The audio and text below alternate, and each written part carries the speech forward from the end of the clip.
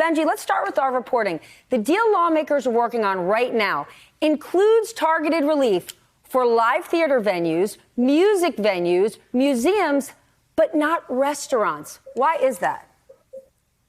Well, the argument from the people crafting the deal is that restaurants will be helped, but they'll be helped through the existing PPP program, which is the set of loans that were given to businesses of all kinds of industries to help tide them through the pandemic initially.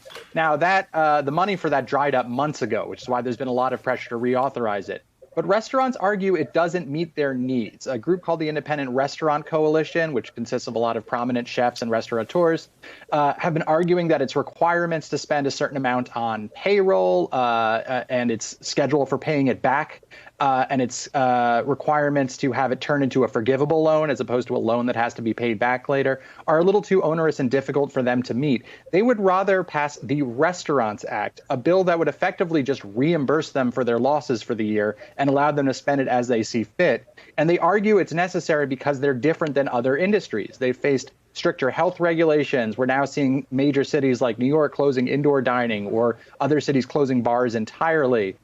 They feel that they should be given the treatment that, say, live theaters have, as something that's just uniquely affected by the pandemic and needs unique help to survive. Marcus, you help all sorts of small businesses. Does the restaurant industry have an argument here that PPP, while it may help generally small businesses, it doesn't do much for them? Well, let me start by telling you that I have the benefit of not being a journalist and not being a politician. So I'm going to give you the sobering reality that this is a very big problem right now. And that the number of restaurants I think that you're calculating at 110,000 is underestimated. I was in Youngstown, Ohio yesterday. I'm in Chicago today. And the number of storefronts that are going to be permanently closed is much bigger. I think the restaurant owners are asking for something very realistic. And the PPP process, as you know, Stephanie and Benji, was not an easy one. And what these restaurant owners don't want to do is have to figure out how to jump through hoops while they're keeping their doors open.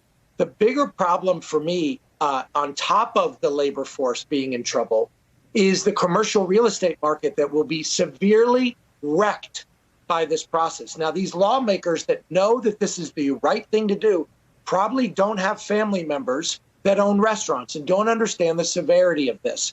Getting takeout is great and it's subsidizing things, but this will be catastrophic if not solved very quickly. Getting takeout doesn't help restaurants, especially in cities where rent is the biggest expense. Then can you help us understand this, Marcus? How come industries like airlines get a carve out? An airline CEO, he or she is going to get his big paycheck, win, lose, or draw.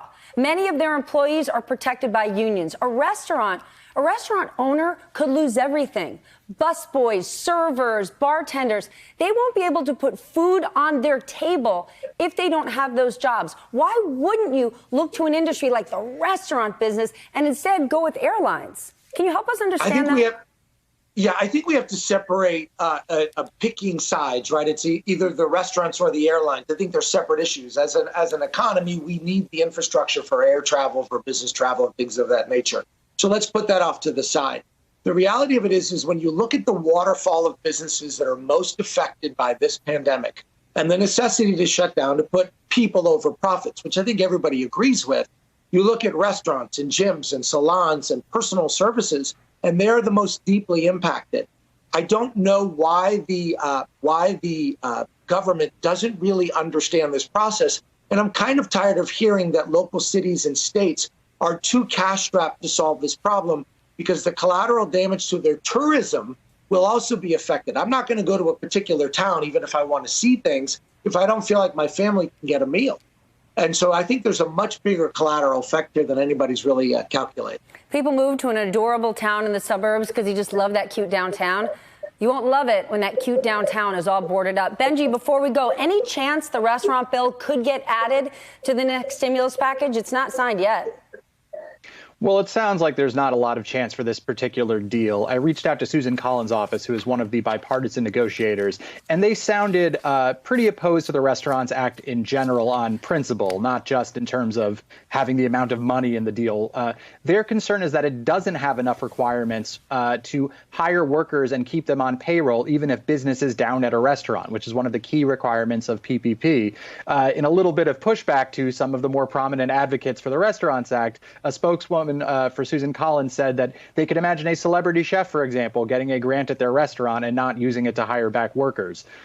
So there is definitely some opposition internally to this. Hey there, I'm Chris Hayes from MSNBC. Thanks for watching MSNBC on YouTube. If you want to keep up to date with the videos we're putting out, you can click subscribe just below me or click over on this list to see lots of other great videos.